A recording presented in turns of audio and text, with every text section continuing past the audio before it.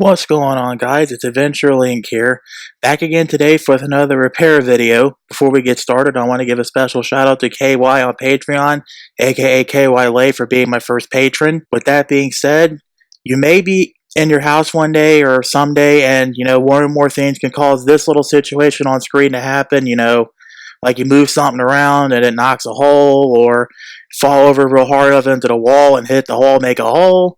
Or you get roommates fighting and, well, you get holes everywhere. Today's video is meant to, take the hole, make it go from this to something like this. So, as Voltaire would say, I'm going to sit back, strap on, and get it on and make these holes patched up again.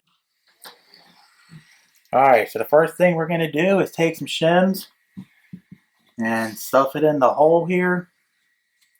Be sure to try to stuff it in as even as you can, though, because you're going to have to drill some holes. Already got a hole pre-started here. So now we got the shim in place. I'm going to take our drill, line it up carefully, and slowly start it in. Alright, felt the hole in the back. Now we're going to do the same thing for the other side down here. Okay, so the goal here is just to take your time. There's no rush. Get it in nice and slow. Once you feel it go through, you're in. Alright, felt that go through, and we're good there. Alright, now the trick to the second one is you're going to have to angle this in here in such a way where it'll fit in, just like so. Then set your shims as close to straight together as you can get them in this little hole here. On a side note, if I had wood glue for these shims, that would be great. That should do it right there. One enough that way that can actually free your hand later. Alright, just like before, we start a new screw in. Now the trick to this one is to angle this in and keep these shims as together as you can. On a side note, if I had, glued down shims, or if I had them taped together, that would be great. Right, you'll have to use your hands, both hands, and get the shim in there. Now the goal here is to hold everything together. That way you can get your finger out later on, and you can put this screw in. Just like that. Do the same thing again for the upper one. Alright, same deal as before. Just start it in nice and slow, and just go slow until it's in. There we go. If you have a little gap like this, right, just like that, don't worry, this can be fixed, and it is normal, but I have big hands, so, yeah. There's one way to close a hole. Just break a shim in, and see if you can't squeeze it in. That's what Barnacules Nerdgasm would call Jerry Bridge. Okay, so to patch the hole up, I got this USG all-purpose joint compounded sheetrock. It's in a green lid. It came from Lowe's. Next thing you'll do is load up your putty knife with enough putty, or the joint compound anyway, and get it in there.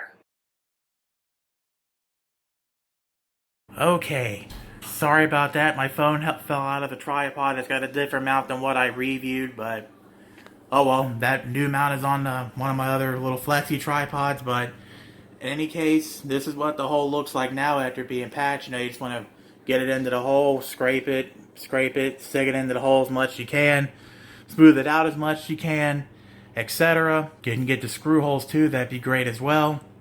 Over time, this will shrink, so you may need to apply like 1 or 2 more coats to this, depends upon how good of a job you did and how deep the hole is. Okay, so after letting this sit overnight, like say 8 hours or so, that's what the hole looks like. From there, you're going to have to put your second coat in. Just as a heads up, humidity is practically your worst enemy when it comes to letting drywall mud sit. So if I were you, I'd let a box fan sit in front of it for quite a while, and or run a hairdryer through it. That should, help it dry faster, battle the humidity, and all that other good stuff. But in any case, after you put the second coat on there, that's what it pretty much looked like. So just sand it and put another coat on as necessary, and then sand it again until it looks decent. One more sanding coat later, and then some more sanding. Your project should pretty much look like this. Now, as a heads up, from there, if you want to make it like textured drywall, just take yourself a regular paint roller, roll it around a little bit in the drywall mud, and then just go up and down with the paint roller and let it dry out.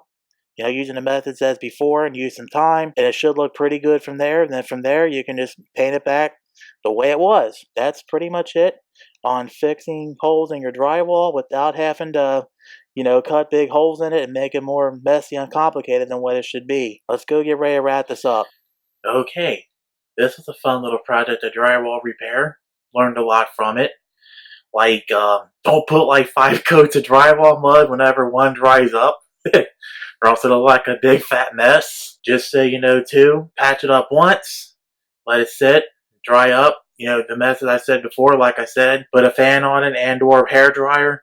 Remember, humidity is your big enemy against drywall mud. Remember that. That's 2 ways to combat it, as a fan and or a hair dryer. In any case, you just put the initial big fat spackle in, let it sit in front of a fan and or the hair dryer for a bit, or the fan for quite a while. Then it'll look like, the first part after I put the spackle in. From there, you just put a second coat on, covering everything up, covering all the cracks. Let it sit again. Then from there, you just sand it over. And if you got to put a third coat on, by all means, go for it. But by the third coat, it should, look pretty smooth and all that. And should be good for painting from there. Also, like I said, take just a regular paint roller, dunk it inside the thing of mud, and then roll it up and down your little project. Let that sit again, and boom, you have nice textured drywall, such as what's around me. Yeah. Now, of course, there are other methods too.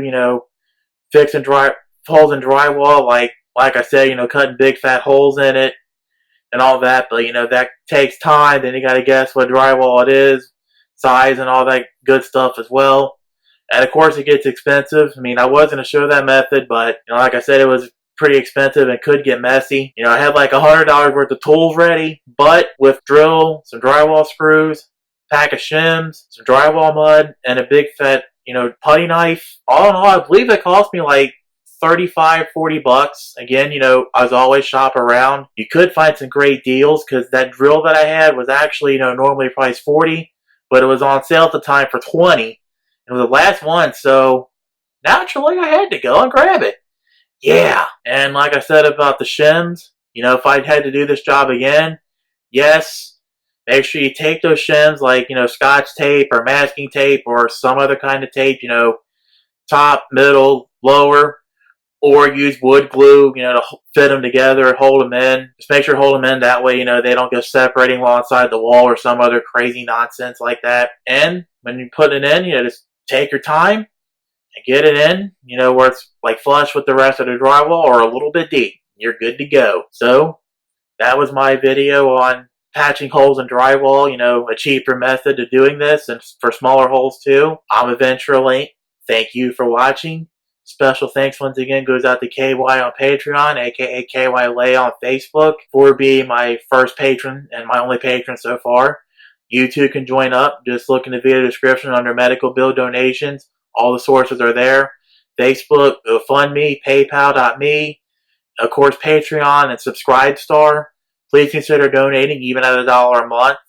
Any amount helps out. And as Games for the Gray would say, it helps keep this channel and myself alive and undead. Social media's in the video description. Please go and follow me there. Check it out too. Be sure to also rate, comment, subscribe, share it to friends and family and other home improvement guys, DIY guys, etc. And of course, if you never want to miss a video from me again, gotta ring that bell. Sleigh bell. Christmas time. Yeah. And as Eric the Car Guy would say, be safe, have fun, and of course, stay dirty. And as Eric O would say, if I can do it, you can too. Take care. See you all in the next video. Until then, have a great rest of your day, evening, or whatever time of day this happens to be for you.